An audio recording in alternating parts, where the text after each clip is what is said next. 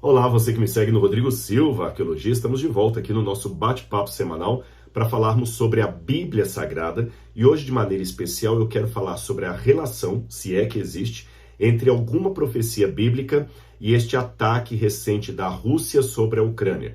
Você sabe que este é o tema que está inundando as redes sociais, os telejornais, os noticiários, seja da internet, seja do rádio, da TV, enfim, todo mundo está comentando a esse respeito.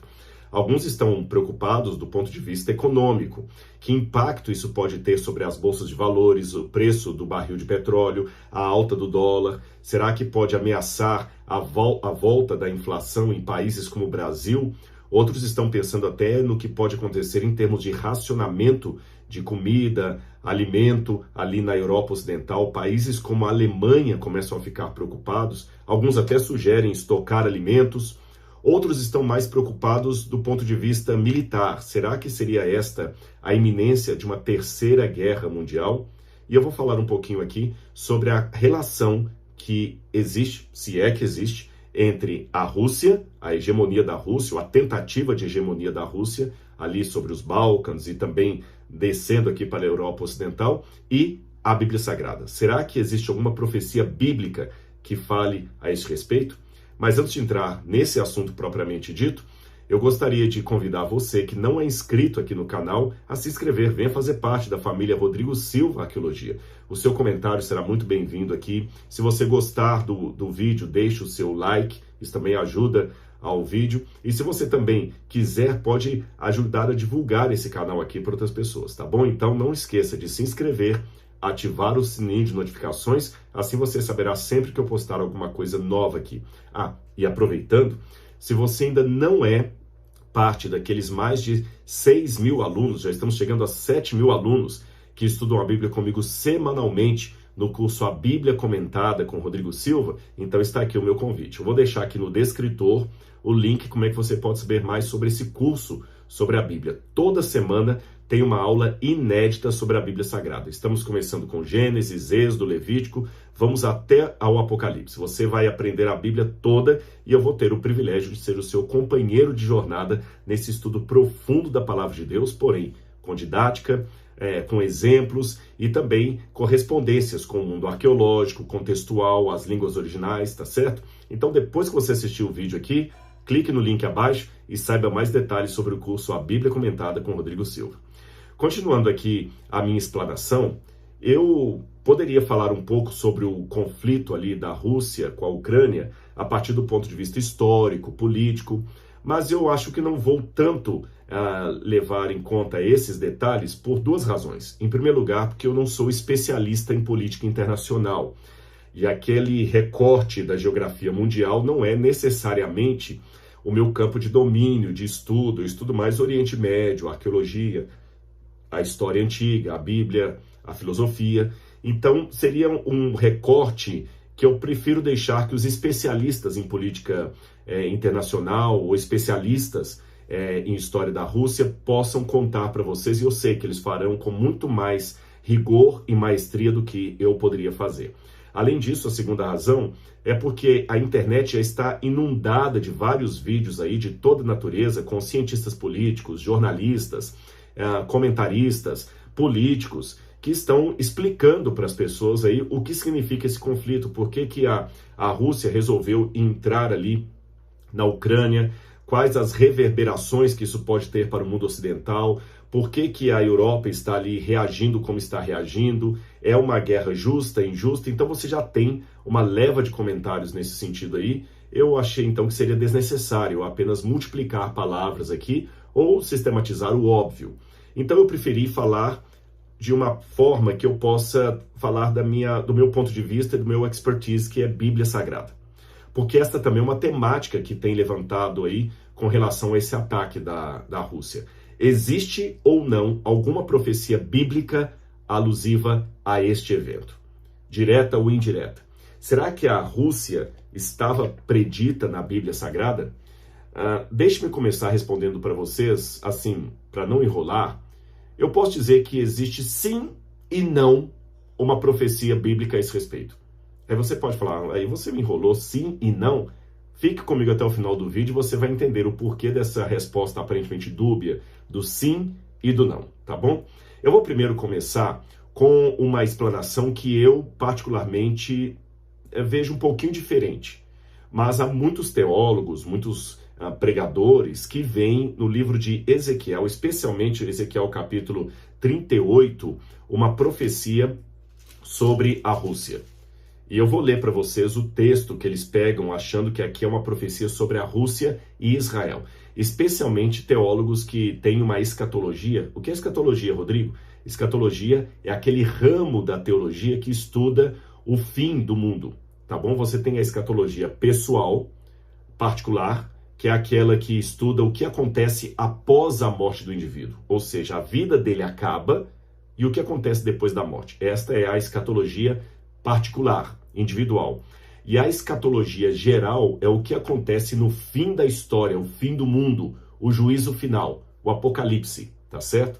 Então, um ramo de pregadores e teólogos muito popular hoje, que são os chamados dispensacionalistas, que acreditam que o fim do mundo está atrelado também à vinda de um anticristo e alguma coisa político-militar envolvendo Israel, Estados Unidos, os países do Ocidente, e contra Israel, a China e a Rússia. Essa visão escatológica, chamada também dispensacionalista, ela ficou muito popular por causa dos livros e dos filmes de Tim LaHaye, que baseado nas obras de Lindsay, falava sobre o fim do mundo, especialmente na época da Guerra Fria, quando era um costume de muitos púlpitos americanos demonizar os russos e a União Soviética. Aí a União Soviética caiu, mas o dispensacionalismo continuou, apenas mudando alguns detalhes da sua interpretação profética, mas continuaram, em essência, dizendo que o anticristo provavelmente será um russo, alguém que virá contra Israel, apoiado pela China. E agora, com esse predomínio da China sobre o comércio, ameaçando superpotências como Estados Unidos, e ultimamente esta reviravolta que os russos estão dando através do seu presidente em dominar o mundo, em expansionismo e luta pelo poder, aí alguns estão querendo rever aquelas predições dispensacionalistas e estão enxergando aí um cenário profético, sobre o qual eu vou reagir daqui a pouquinho. Antes eu quero apenas colocar uma observação. O que eu vou ler aqui e vou explicar para vocês, eu não concordo com algumas dessas explicações. Mas eu não concordo de maneira muito respeitosa. Eu não gosto muito, vocês que me conhecem aqui, que me acompanham, eu não gosto daquelas pessoas que põem as ideias deles sempre à base da ridicularização ou da invalidação do outro.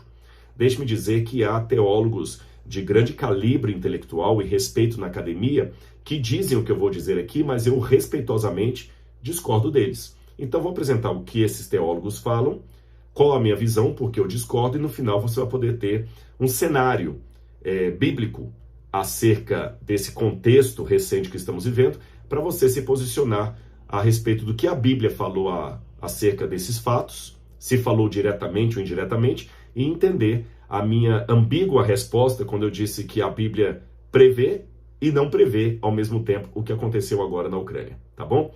Vamos lá. Os dispensacionalistas que veem um papel hegemônico da Rússia, a antiga União Soviética, juntamente com a China, lutando contra Israel no fim dos tempos, eles tomam, acima de tudo, o texto de Ezequiel, capítulo 38, que eu convido você não apenas para abrir a sua Bíblia e ler comigo, mas ficar com sua Bíblia aberta, que nós vamos passear bastante aqui em Ezequiel e em outros livros da Bíblia, tá bom? Ezequiel 38 diz assim: profecia contra Gog. A palavra do Senhor veio a mim dizendo: filho do homem, vira o seu rosto contra Gog, da terra de Magog, príncipe de Rosh, de Meseque e Tubal, e profetize contra ele, dizendo: assim diz o Senhor Deus, eis que eu estou contra você, Gog, príncipe de Rosh, de Meseque e Tubal. Eu o farei mudar de direção, porei anzóis em seu queixo e o levarei para longe, juntamente com todo o seu exército, cavalos e cavaleiros, todos vestidos de armamento completo, grande multidão com escudos, todos empunhando a espada. Aí ele vai falando mais desses inimigos de Israel que vão se ajuntar com esse príncipe de Rosh, também chamado Gog, e vão atacar Israel. Então a dedução, assim, explicando de maneira bem rápida, seria o seguinte: na visão de alguns pregadores, Rosh, eu li como está em hebraico, aqui na minha Bíblia, na tradução, na Nova Almeida atualizada, está Rossi. Para eles, esse Rossi seria a Rússia. Seria a Rússia. Talvez a Bíblia que você esteja lendo, algumas versões estão diferentes. Diz assim, o principal príncipe, ou o primeiro príncipe, e outras trazem apenas o príncipe, sem nenhum adjetivo. E outras Bíblias, como a Nova Almeida atualizada, traz príncipe de Rossi, com R maiúsculo. Então dá a entender que Rossi é uma região, e que esse príncipe seria o chefe dessa região. Então eles pensam que esse Rossi seria já uma profecia do livro de Ezequiel sobre a Rússia, porque Rossi e Rússia parecem, assim, foneticamente o mesmo nome, ó. Ou em hebraico, né, Rosh e Rússia. Também pensam que o nome Mesek parece com Moscou, Mesek, Moscou. E eles pensam também que Tubal também seria uma outra região da Rússia, Tubalski. Então eles fazem essa leitura, Ros como sendo a Rússia, Mesek como sendo Moscou e Tubal como sendo Tobolski. E acham, olha, aqui em Ezequiel, mais ou menos 500 anos antes de Cristo, Ezequiel profetizou de 593 até 570, mais ou menos, 71 a.C. Foi o período da vida de Ezequiel, não da vida dele toda, mas dele como profeta, tá bem? 6º século a.C. Então, que no 6º século a.C. já estava profetizado que a Rússia viria do norte para atacar Israel. Então, muitos veem que este movimento do presidente Putin, que já está no poder há 22 anos, ele é realmente é difícil chamá-lo de ditador, porque ele foi eleito, mas é uma eleição que já está se perpetuando. Ele muda as regras do jogo para continuar no poder. Já está há 22 anos no poder e, se nada mudar, vai continuar por outros 20 anos no poder. E ele está fazendo movimentos ali de trazer de volta a grande mãe Rússia que havia na época da Guerra Fria. Então muitos pensam que já podem ser os movimentos finais dos russos para cumprir a profecia de Ezequiel e em breve atacar Israel, onde haverá a guerra do Armagedon, que na visão deles o Armagedon seriam estes exércitos que viriam do norte de Israel, é claro, e atacariam Israel, e ali no vale do Armagedon, que seria hoje o vale de Jezreel, eles entrariam em conflito.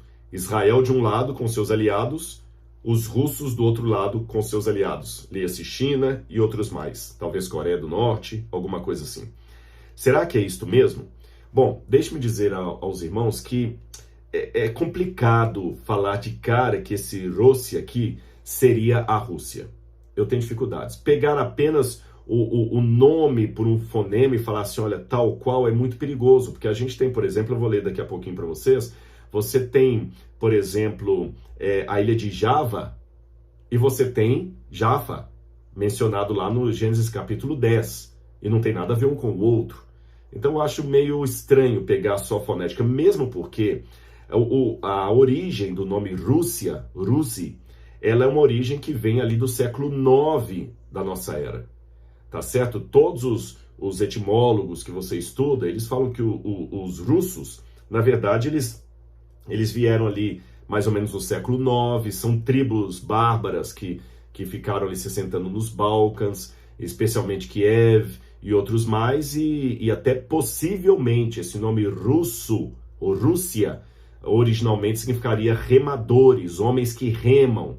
Mas é um nome que só foi atribuído à região ali, na Idade Média. Mas eu sei que eu falando isso, você pode dizer assim, mas Rodrigo, a Bíblia é uma profecia. Nada impede de um nome que vai ser dado séculos depois ter sido profetizado na Bíblia antes. Eu concordo com você. Tanto é que o nome de Ciro já aparecia no livro de Isaías, pelo menos 200, quase 300 anos antes do nascimento de Ciro. É verdade.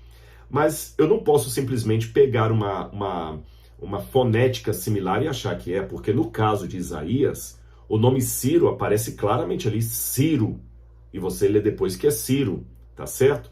Agora aqui não, está um nome assim que soa familiar. Sem contar que gramaticalmente eu tenho dois problemas aqui em entender esse príncipe de Rossi como sendo um nome próprio, o nome de um lugar. O primeiro problema gramatical que eu tenho é que no original hebraico a expressão príncipe de Rossi seria Niesh, Rosh, o cabeça. Esse Rossi é Rosh, cabeça em hebraico. E eu não tenho na Bíblia nenhuma informação de qualquer lugar chamado Rosh, cabeça, como se fosse um toponímio, tá certo? O nome de um lugar. Não faz sentido. Nem na Bíblia, nem na literatura acadiana, nem na literatura babilônica, nem na literatura egípcia, nem nos índices geográficos que nós temos dos escritos antigos, nós não temos nenhuma menção a qualquer lugar chamado Rosh. E na Bíblia, há várias vezes que a palavra Rosh aparece, e em todas elas, Rosh significa cabeça, topo, começo, principal, mas nunca Rosh significa lugar, em nenhum lugar da Bíblia. Em nenhum lugar da Bíblia. Em segundo lugar, eu tenho um problema aqui, porque os que deduzem assim pensam que o correto seria o príncipe de Rosh, de Mesec e de Tubal, para dizer que o Gog, da terra de Magog, seria o presidente dos russos, que seria o líder ao mesmo tempo de Moscou, não é isso? De Moscou, de Tobolsk e da Rússia. Mas para eu fazer essa construção, eu teria que ter um vav conjuntivo depois de Rosh. E não há esse vav conjuntivo. Então, aqui dá a entender que é o seguinte: um príncipe cabeça, um príncipe do topo, tá certo? E que a profecia é contra Mesec e contra Tubal.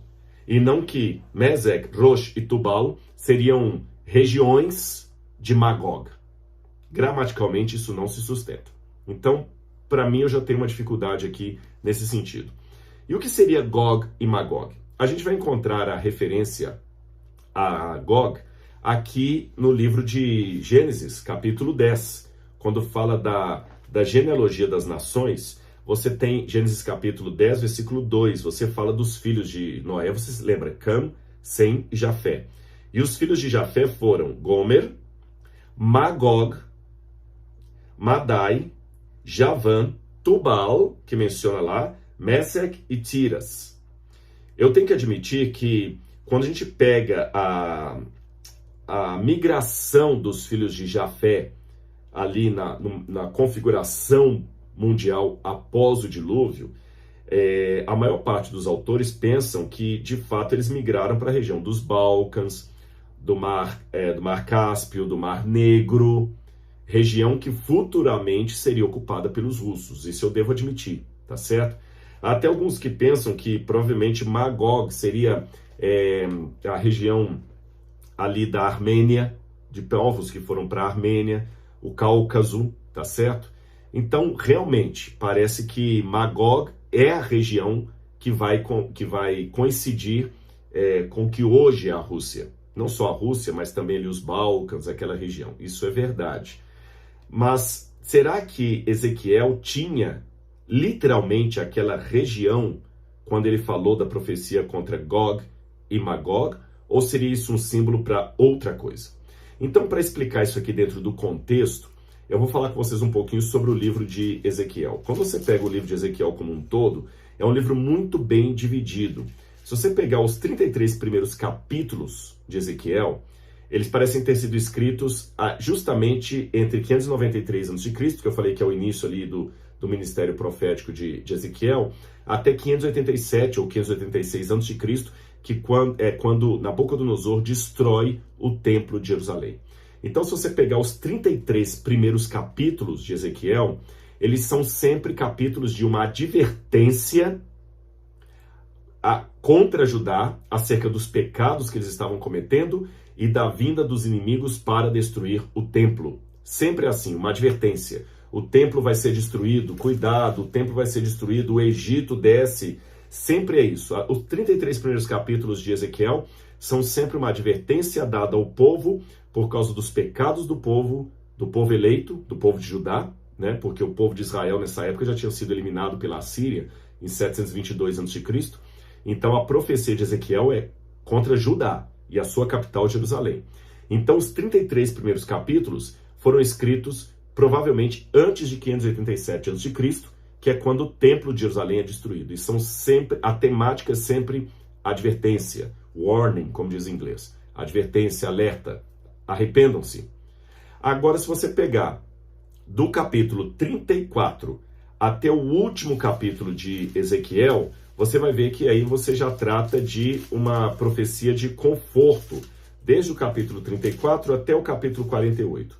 Aí você já tem profecias de conforto. É como se a primeira metade de Ezequiel falasse assim, ó, cuidado, vocês vão ser destruídos. Aí eles são destruídos. Aí a segunda metade fala assim, agora que vocês foram destruídos, não fiquem arrasados. Deus vai restabelecê-los. Aí você abre justamente essa profecia no capítulo 34, mostrando a profecia contra os pastores infiéis de Israel e como é que Deus vai castigar aqueles que puniram Israel e como Deus vai restaurar Israel.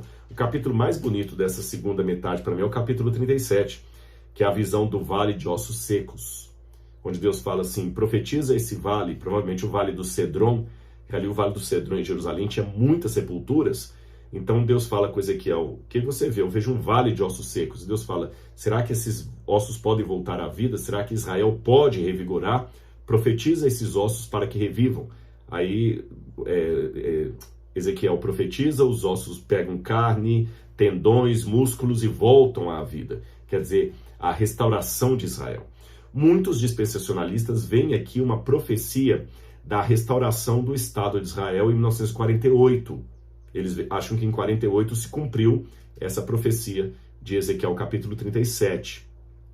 Agora, é interessante que depois dessa restauração de Israel, a profecia fala que quando Israel estivesse seguro e em paz, Gog e Magog iriam atacar novamente Israel. Então veja bem, Israel foi advertido no início contra o ataque, o templo é destruído, na segunda metade há a promessa da restauração de Israel, mas dentro dessa promessa há a advertência que Gog e Magog iriam se levantar contra Israel vindos do norte. Iriam tentar destruir Israel, mas que o Senhor pelejaria por Israel. Aí que muitos fazem a leitura disso com o Armagedon, a hecatombe final, onde Deus intervém ali e Israel vence e vence o anticristo e tudo mais. Mas vamos com calma. Compensa depois você ler essa parte aqui. A primeira coisa que me chama a atenção é que quando Ezequiel, na primeira parte, vai falar dos inimigos de Israel, as nações inimigas de Israel, especialmente ali no capítulo 25 até o capítulo 32, ele cita 7 nações inimigas de Israel. Ali na primeira parte, né, do capítulo 25 até o capítulo 32. Ele cita Amon, Moabe, Edom, Filístia, Tiro, Sidom e Egito. Tá bom? 7 civilizações. Mas me chama a atenção que ele não cita a Babilônia. E a Babilônia, mais do que qualquer um desses outros aqui, foi o reino que destruiu o templo. Nabucodonosor, que levou os judeus em cativeiro, destruiu a cidade, destruiu o templo, veio 3 vezes a Jerusalém, e numa dessas aí destruiu o templo em 587 a.C. ou 586, de acordo com alguns historiadores. Por que a Babilônia não é citada, sendo que ela é a principal inimiga de Israel? E quando você vai ler também aqui sobre Gog e Magog, ele também cita os aliados de Gog e Magog, e ele cita aqui quem seriam eles. Ele cita os persas, o verso 5 aqui, ele cita os persas, os etíopes, Puti, tá certo? Cita Gomer, cita todos que vêm do norte, e lá em cima ele fala ainda de Rosh, Mesec e Tubal, mas não cita a Babilônia. Por que a Babilônia, que foi o principal inimigo de Israel durante o contexto de Ezequiel, não é mencionada aqui nesses momentos tão cruciais do livro, do capítulo 25 em diante? Ou será que Babilônia foi mencionada, porém de maneira codificada? Sabe por quê? Quando você vê Gog e Magog, há uma disputa entre os especialistas o que seria Gog e Magog. Para mim, esse argumento que eu vou dar para vocês aqui, ele não é tão forte, não. Eu admito para vocês que não é um argumento tão forte. Mas como ele é citado por muitos teólogos de prestígio, desculpa que a câmera balançou um pouquinho aqui por causa da mesa, como ele é citado por muitos acadêmicos, muitos eruditos, eu vou citá-los aqui apenas para você ter também. Eu tenho alguma dificuldadezinha com esse argumento, mas ele também não é de todo desprezível, não. Acredita-se que Ezequiel pode ter usado aqui uma forma codificada de falar sobre a Babilônia, uma forma codificada que os especialistas chamam de Atbash. O que é Atbash?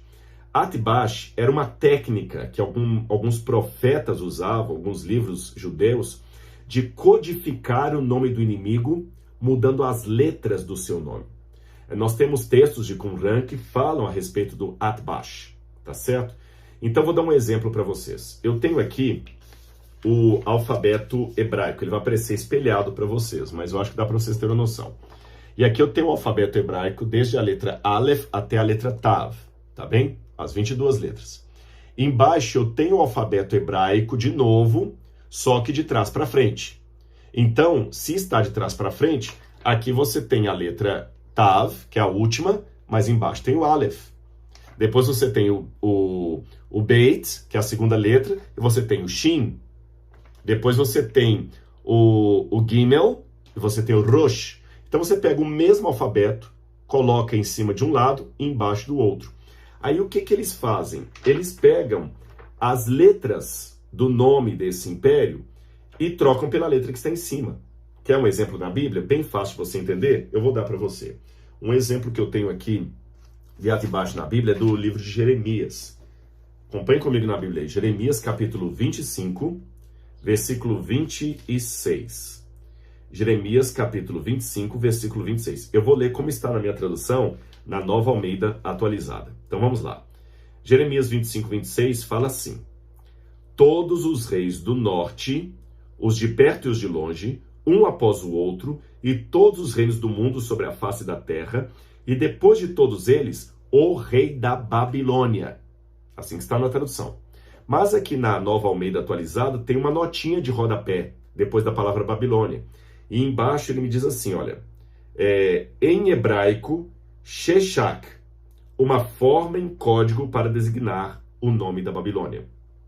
Então, na minha tradução, traz rei da Babilônia, mas em hebraico está Melech Sheshak, rei de Sheshak. Só que os comentaristas sabem que Sheshak é uma forma codificada do nome da Babilônia. Por isso já traduziram rei da Babilônia. Isso aparece pelo menos umas 4 ou 5 vezes aqui no livro de Jeremias. E como é que Sheshak aparece aqui? Simples. Se você pegar aqui, eu vou tentar circular para ficar mais fácil para vocês. Eu vou circular as letras do nome Babilônia ou Babel em hebraico, tá bom? É a letra Beit, tá certo? E a letra Lamed. Deixa eu ver aqui que eu estou vendo de trás para frente aqui. Aqui tá aqui, Lamed. Se você olhar bem aqui, olha, eu circulei para você as 2 letras hebraicas do nome Babel. Então, Babel em hebraico, que seria Babilônia, você escreve assim, ó. Babel. Babel. 2 beits e o Lamed, tá bom? 2 beits e o Lamed. Aí, se você pegar abaixo da letra Beit, você tem justamente a letra Shin. Então, aqui eu posso substituir o Beit pelo Shin. E embaixo da letra Lamed, que está aqui, você tem a letra Kuf, ou Kaf. Então, eu posso escrever justamente assim. Então, eu vou ter aqui o nome Sesh, ou Seshek, que é o nome codificado da Babilônia. Isso aparece, como eu falei com vocês, pelo menos umas 5 vezes em Jeremias. E alguns autores pensam que Gog e Magog também seria um recurso de Atbash usado por Ezequiel para codificar o nome da Babilônia, mas usando um outro tipo de recurso. Ao invés de citar a letra Beit, Lamed, eles citam a letra seguinte. Aí fica Gimel, Gimel e Men, que forma Magog, se você escrever espelhado. A dificuldade com essa interpretação, eu até escrevi aqui, olha, como escreve Gog e Magog, e Babel embaixo. Aqui lá eu tinha escrito em hebraico cursivo, aqui eu escrevi em hebraico quadrático. A dificuldade é que você tem um Vav aqui no meio, que fica meio deslocado nesse tipo de Atbash. Mas há muitos comentaristas que pensam que isso não interfere na forma de codificar e que o nome Magog seria um codinome para a Babilônia. Ainda que eu não possa depositar todas as minhas contas nisto, essa informação ela me chama a atenção para decifrar o que Ezequiel, na verdade, estaria querendo dizer em sua profecia do capítulo 38. Sabe por quê? Quando eu vejo aqui, ele realmente fala de um ataque a Israel. E parece que é um ataque liderado pela Babilônia. Por que eu sei que é a Babilônia? Porque lá no Novo Testamento, inspirado por Deus, o autor do Apocalipse, o apóstolo João, fala do mesmo ataque, só que ele fala que é a Babilônia mística, a grande prostituta, aquela que reúne os povos de todo mundo para atacar a Nova Jerusalém. E o nome Gog e Magog é repetido. Você quer ver? Olha aqui, eu vou ler para você aqui, olha. Apocalipse, capítulo 20. Abra sua Bíblia aí comigo. Apocalipse, capítulo 20, versículo 7. Diz assim: Quando, porém, se completarem os 1000 anos, Satanás será solto da sua prisão e sairá para enganar as nações que estão nos 4 cantos da terra, Gog e Magog, a fim de reuni-los para a batalha. O número desses é como a areia do mar. Marcharam então pela superfície da terra e cercaram o acampamento dos santos, a cidade amada, que é Jerusalém. Porém desceu fogo do céu e os consumiu. Então a mesma visão que eu encontro aqui em Ezequiel, eu encontro no Apocalipse, até com o nome Gog e Magog. E Gog e Magog é ligado justamente com Satanás, e um pouquinho antes fala da grande Babilônia, a Babilônia mística. Continuando aqui a leitura, me chama a atenção que até algumas promessas que Deus faz da restauração de Israel aqui são retomadas no Apocalipse. Por exemplo, aqui em Ezequiel capítulo 37, fala o seguinte, olha, sobre Israel, capítulo 37, verso 25. Habitarão na terra que dei ao meu servo Jacó, na qual os pais de vocês habitaram. Habitarão nela os seus filhos e os filhos dos seus filhos para sempre. E Davi, meu servo, será príncipe deles para todo sempre. Farei com eles uma aliança de paz. Será uma aliança eterna. Eu os estabelecerei, os multiplicarei e porei o meu santuário no meio deles, para sempre. O meu tabernáculo estará com eles. Eu serei o seu Deus e eles serão o meu povo. As nações saberão que eu sou o Senhor que santifico Israel. Olha, o meu tabernáculo estará com eles. Eu serei o seu Deus e eles serão o meu povo. João mostra quando é que essa profecia vai se cumprir e como ela vai se cumprir. Apocalipse capítulo 21 diz aqui, olha, só um minuto, capítulo 21, versículos 1 em diante. Eu vi novo céu e nova terra, pois o primeiro céu e a primeira terra passaram e o mar já não existe. Vi também a cidade santa, a nova Jerusalém. Se a nova Jerusalém não pode ser essa Jerusalém que nós temos hoje aqui, porque essa nova Jerusalém descia do céu, da parte de Deus, preparada como uma noiva enfeitada para o seu noivo. Então ouvi uma voz forte que vinha do trono e dizia, preste atenção, as mesmas palavras de Ezequiel, eis o tabernáculo de Deus com os seres humanos. Deus habitará com eles, eles serão povos de Deus, e Deus mesmo estará com eles. Perceberam? As mesmas palavras de Ezequiel, a única diferença é que aqui Ezequiel fala assim, Deus estará com eles, eles serão o meu povo, no singular, dando a entender Israel. João multiplica isto, eles serão povos de Deus no plural.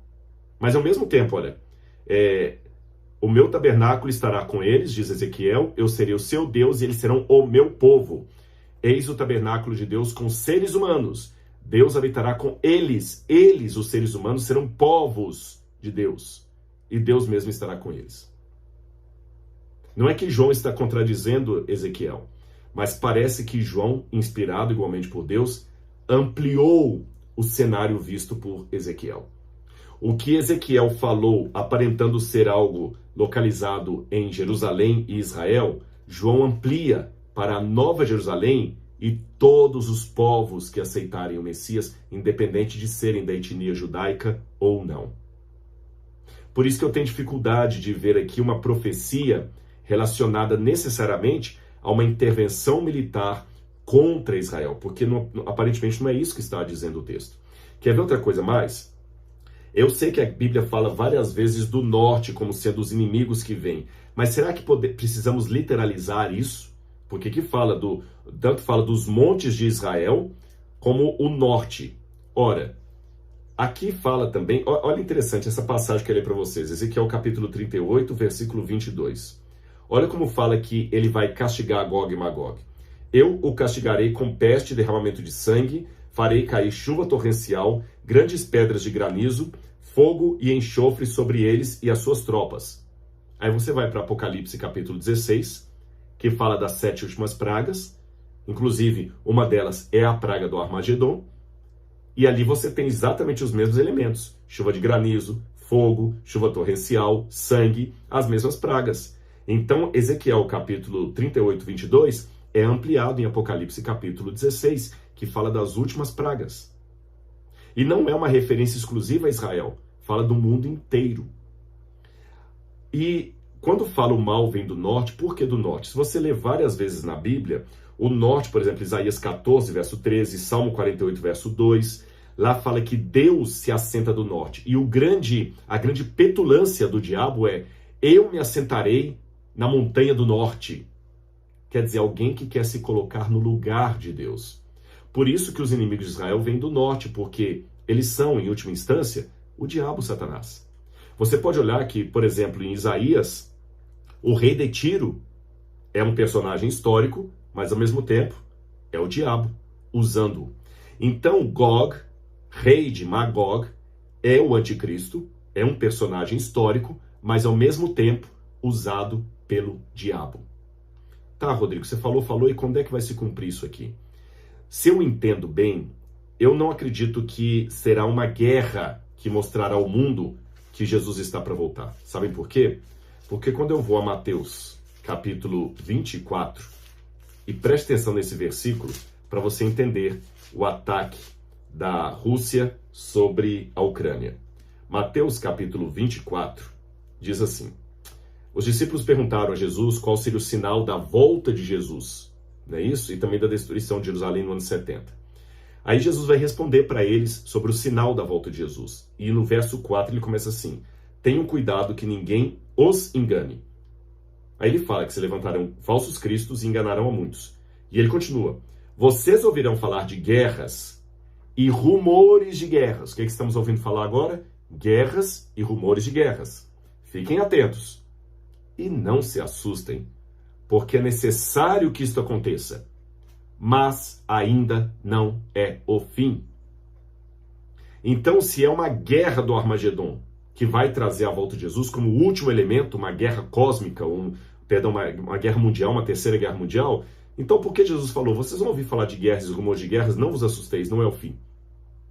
Se fosse uma guerra contra Israel, uma guerra literal, aquele que determinaria o último evento do anticristo imediatamente anterior à volta de Jesus, ele falava: vocês ouvirão falar de uma grande guerra, então fiquem em alerta, porque é o fim. Jesus não falou isso. Ele falou: não se assustem com as guerras e rumores de guerras, porque não é o fim. E ele continua dizendo: porque nação se levantará contra nação, reino contra reino. Haverá fomes e terremotos em vários lugares. Porém, todas essas coisas são o princípio das dores. Em nenhum momento Jesus colocou uma grande guerra mundial como sendo o último sinal que marca a sua vinda. Pelo contrário, ele falou: as guerras vão acontecer ao longo da história. Nação contra nação, rumores de guerras, fome. Mas não se assustem, não é o fim. No máximo, o princípio das dores. Então, por isso que eu não posso acreditar que vai ser uma guerra final que vai trazer Jesus. E se for assim, qual é a guerra do Armagedon? Agora sim. Aqui que eu vejo o cumprimento de Ezequiel capítulo 38 em duas fases. Como eu sou pré-milenialista, ou seja, eu acredito que a volta de Jesus acontece antes do milênio, e que o milênio não será necessariamente um reino de Cristo aqui na Terra, quando Jesus voltar, a Bíblia fala que ele destruirá o ímpio com a espada que sai da sua boca. Então será revelado o iníquo, diz o apóstolo Paulo, ao qual o Senhor destruirá com o sopro da sua manifestação e com o fôlego da sua glória.